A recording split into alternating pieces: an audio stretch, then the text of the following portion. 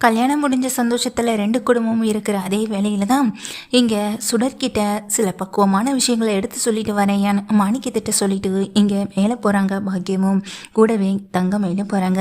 சுடரு அப்படின்னு உள்ளே போயிட்டு சுடரை கட்டி பிடிக்கிற எங்கள் பாக்கியம் அள்ளி முத்தமிட்டு இங்கே திருஷ்டி சுத்தமும் செய்கிறாங்க. என் தங்கம், இந்த வீட்டுக்கு நீ தான் இனி எல்லாமா இருக்கணும். என்னடி நான் சொல்கிறது உனக்கு புரியும்னு நினைக்கிறேன். பாரு சுடரு, நம்ம வீட்டில் நீ ரொம்ப கஷ்டப்பட்டுட்ட. நீயும் உன் அக்காவும் படாத கஷ்டம் இல்லை. உன் அக்காவுக்கு ஒரு நல்ல வாழ்க்கை அமைஞ்சுது. ஆனால் அதை அவளால் காப்பாற்றிக்க முடியலை. ஆனால் நீ உன் அக்கா மாதிரி என்றக்கூடாதுன்னு மயிலை பார்க்கும்போது மயில் இங்கே தம்மாவை பார்த்து முறைக்கும் செய்ய, ஆனால் பாக்கியம் அதையெல்லாம் கண்டுக்காமல் இங்கே சுடர்கிட்ட சொல்கிறாங்க. இங்கே பாரு சுடர், இந்த வீட்டுக்கு நீ ஒரே மருமக. அந்த வீட்டில் உன் அக்கா வாழ போன இடத்துலையாவது வீட்டுக்கு 3 மருமகளுங்க இருந்தாங்க. அதுவும் சொத்து பத்தன்லாம் சொல்லிக்கிற அளவுக்கு பெருசாக எதுவும் கிடையாது. அதுவும் சொல்லவே வேணாம், அவன் மாமனார் ரொம்ப கஞ்சன், மகா கஞ்சன். அப்படிப்பட்டவர்கிட்டேருந்து 1 ரூபா கூட வாங்க முடியாது. ஆனால் இந்த வீட்டில் இருக்கவங்க ரொம்ப நல்லவங்க. இந்த வீட்டுக்கு ஒரே மருமக, அது உன் செல்ல மருமகனா அது நீ மட்டும்தான். இந்த வாழ்க்கையை நீ கெட்டியாக பிடிச்சப்பன்னு நான் நம்புகிறேன். உன் அக்கா மாதிரி அந்த வாழ்க்கை வேணாம், அதுக்கு பயம் இதுக்கு பயம்னு சொல்லிட்டான் உன்னால் வெளியே ஓடி வரவும் முடியாது. ஏன்னா நம்மளை பற்றி எல்லாம் தெரிஞ்சுதான் இந்த வீட்டில் உன்னை கட்டிட்டு வரவும் செஞ்சுருக்காங்க. அதனால் உங்ககிட்ட அதையும் கேட்டு இதையும் கேட்டு எந்த டார்ச்சலும் பண்ண மாட்டாங்க. பத்தாத்துக்கு நீ ஒன்றும் மயில் மாதிரி படிக்காமலாம் இல்லையே, நீ தான் காலேஜ் வரைக்கும் போய் படிச்சிருக்கே. அதனால் அந்த பிரச்சனையும் இல்லை. எல்லாம் தெரிஞ்சு உன்னை இந்த வீட்டுக்கு கல்யாணம் பண்ணி கூட்டிகிட்டு வந்ததுனால வேறு எந்த பிரச்சனையும் நடக்க போகிறதும் இல்லை அப்படின்னு சொல்லும்போது, பிரச்சனை இங்கே சுடரால் வராதுமா, அப்படி பிரச்சனை வந்தால் உன்னாலேயும் அப்பாவாலையும் தான் வரும் அப்படின்னு சொல்லும்போது, ஏய் என்னடி சொல்கிற? அப்போ எங்கள் 2 பேரால் தான் உன் வாழ்க்கை கெட்டு போச்சுன்னு சொல்லி என் மயிலை பார்த்து கேட்க, அப்போ இல்லைன்னு வேற சொல்லுவியாமா நீ அப்படின்னு அங்கே தங்கமயில் சொல்ல, உன் பிரச்சனையை பற்றி இந்த வீட்டில் உட்காந்து பேசுகிறதுக்கெல்லாம் நேரம் இல்லை மயில். இங்கே சுடர்கிட்ட சில விஷயங்களை பக்குவமாக எடுத்து சொல்லணும், அதுக்கு தான் நானும் இங்கே வந்தேன் அப்படின்னு சொல்லிட்டு சுடரை பார்க்குறாங்க. சுடரு, இந்த வாழ்க்கை கெட்டியாக பிடிச்சிக்க வேண்டியது உன் கையில் தாண்டி இருக்குது. மாப்பிள்ளையும் உன் கைக்குள்ளே போட்டுக்கணும். நீ சொல்கிறது கேட்டது போல் அவர் தலையாட்டி நடக்கிற மாதிரி நீ உன் வலிக்கு அவரை கொண்டு வரணும். நீ உன் அக்கா மாதிரி என்றக்கூடாது. உன் அக்கா அந்த வீட்டில் இருக்கவங்க சொல்கிறதை கேட்டு ஆடி ஆடி தான் இப்போ இந்த நிலைமையில வந்து நிற்கிறான். சொன்னால் புரிஞ்சுப்பன்னு நினைக்கிறேன். இங்கே பாரு, நான் சொன்னால் உன் அப்பா எப்படி கேட்குறாரோ, உட்கார்னா உட்கார்றாரு, நிற்கணும்னா நிற்கிறாரு, வேலைக்கு போகணுன்னாயா போய் தான் தீர்றாரு.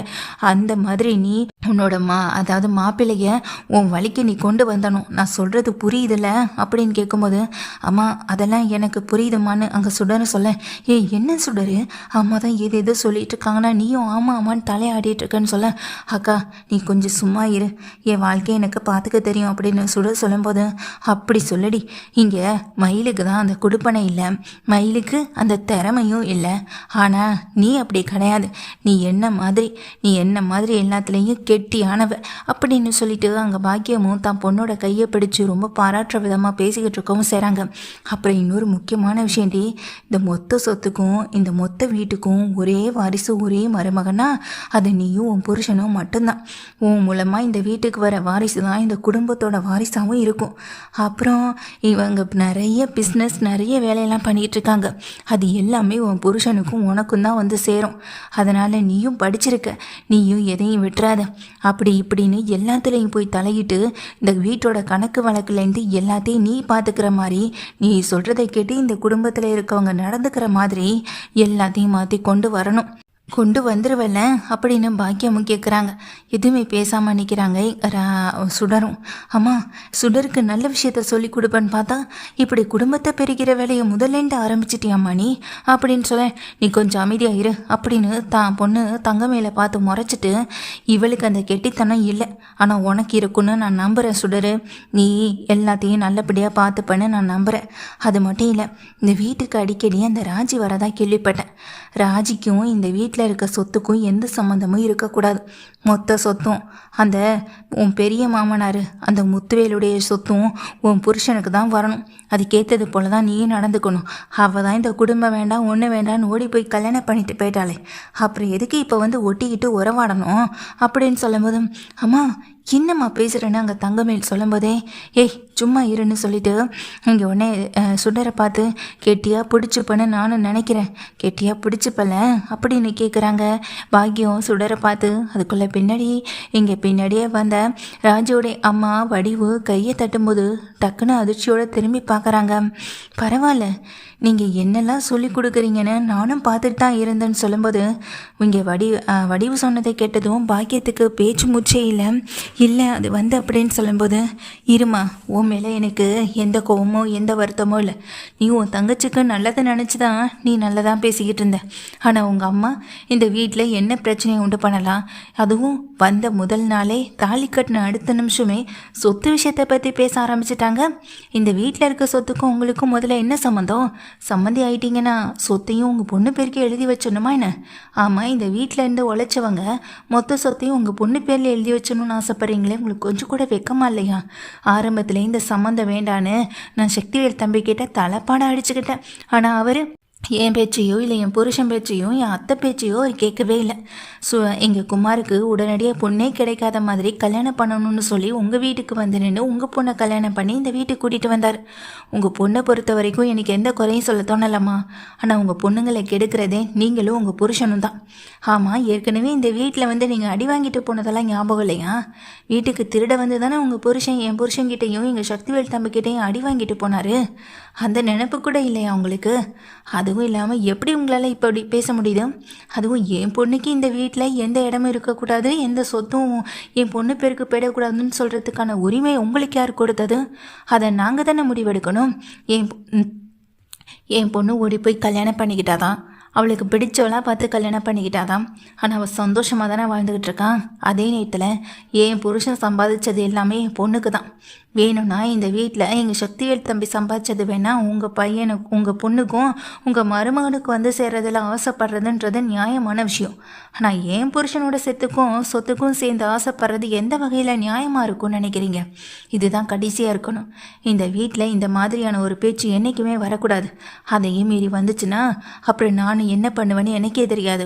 வந்த முதல் நாளே என்கிட்ட அசிங்கப்பட்டு நிற்காதீங்க அப்படின்னு சொல்லும்போது அதை கேட்டுக்கிட்டு இருக்க எங்கள் சுடரும் சரி அதிர்ச்சியோடு நிற்கிறாங்க. இங்கே தங்க மேலே பார்க்குறாங்க. இப்போ தாம்மா தெரியுது உன் வாழ்க்கை ஏன் இந்த நிலைமையில் வந்து நிற்கிதுன்னு. இப்படிப்பட்ட ஒரு அம்மா அப்பா இருந்தால் எந்த பொண்ணாலையும் நிம்மதியாகவும் சந்தோஷமாகவும் வாழ முடியாது. சுடருடைய வாழ்க்கையாவது நீங்கள் கெடுக்காமல் இருங்க. இங்கே தங்கமேல் வாழ்க்கை கெட்டு போனதுக்கு காரணம் நீங்கள் தானே. இப்போ பேசின விதத்துலேருந்தே நானும் புரிஞ்சுக்கிட்டேன். உங்களால் ஒத்த ரூபா உங்களால் கஷ்டப்பட்டு சம்பாதிக்க முடியுமா? இல்லை சம்பாதிச்ச பணத்தை சேர்த்து வச்சு அழகாக பார்க்க தான் முடியுமா? இல்லை அப்படி ஏதாவது உங்கள் பொண்ணுங்களுக்கு நீங்கள் சேர்த்து தான் வச்சுருக்கீங்களா? எதுவுமே இல்லை. ஆனால் வாய் பேச்சு மட்டும் ஏன் இவ்வளோ இருக்கு உங்களுக்கு? அடுத்தவங்க சொத்துக்கு ஆசைப்படுறதெல்லாம் ரொம்ப கேவலமான விஷயம்னு உங்களுக்கு தெரியலன்னு சொல்ல பாக்கியவனே, நான் இப்போ என்ன பேசுகிறேன்னு நீ சம்மந்தின் கூட மரியாதை இல்லாமல் இப்படி பேசுகிறீங்க. இப்போவே போகிறேன், நான் போய் என் சம்மந்திக்கிட்ட சொல்கிறேன்னு சொல்லும்போது அட போய் சொல்லுங்கள், யார் வேண்டான்னு சொன்னது? நானும் சொல்லுவேன். நீங்கள் பேசுனது என்ன பேசிக்கிட்டு இருந்தீங்கன்னு எல்லாத்தையும் சொன்னனா இங்கே வந்திருக்க சொந்த பந்தம் அங்கே சபை முன்னாடி அவமானப்பட்டு கூனி குறுகி மூக்கறுப்பட்டு நிற்கிறது நீங்களாக தான் இருக்கும் அப்படின்னு அங்கே வடிவும் சொல்கிறாங்க. என் பொண்ணு இந்த வீட்டுக்கு எப்போதுமே வருவாமா சுடரு. இந்த வீட்டுக்கு மருமகளாக இருந்திருக்கலாம். ஆனால் என் பொண்ணு இந்த வீட்டுக்கு வரதை யாரும் தடுத்து நிறுத்த முடியாது. நாங்கள் எல்லாரும் ஒரே குடும்பமாக கூட்டு குடும்பமாக வாழ்ந்துக்கிட்டு இருக்கோம். இந்த குடும்பத்துக்குள்ளே ஒரு குழப்படி ஏற்படுத்தணும்னு என்றைக்குமே நினைக்கக்கூடாது. ஒரு நல்ல மருமகளாக உங்கள் அம்மா அப்பா பேச்சை கேட்காம நீயா நடந்துக்கிட்டேன்னா உன் வாழ்க்கைக்கு உனக்கும் நல்லது. இல்லைனா உங்கள் அக்கா வாழ்க்கை மாதிரி உன் வாழ்க்கை ஆகிறதுலையும் யாராலையும் மாற்ற முடியாது அப்படின்னு சொல்லிட்டு இதுதான் கடைசி. இதுக்கப்புறம் என் பொண்ணு ராஜியை பற்றி பேசினா அப்புறம் என் கை தான் திரும்ப பேசுன்னு சொல்லி எச்சரிச்சுட்டு அங்கே இந்த வடிவும் போகிறாங்க. இங்கே தங்கமயில் இங்கே சுடரை பார்த்து சுடர் அவங்க சொன்னது தான் நானும் உனக்கு சொல்கிறேன். அம்மா அப்பான்னு இவங்க பேச்சை கேட்டினா உன் வாழ்க்கை என் வாழ்க்கை மாதிரி தான் ஆகும். உன் வாழ்க்கையை கெட்டித்தனமாக பிடிச்சிக்கணுன்னா அது நீ இந்த வீட்டில் நடந்துக்கிற பொறுத்து தான் இருக்குது. அதை முதல்ல நினைவில் வச்சுக்கோ.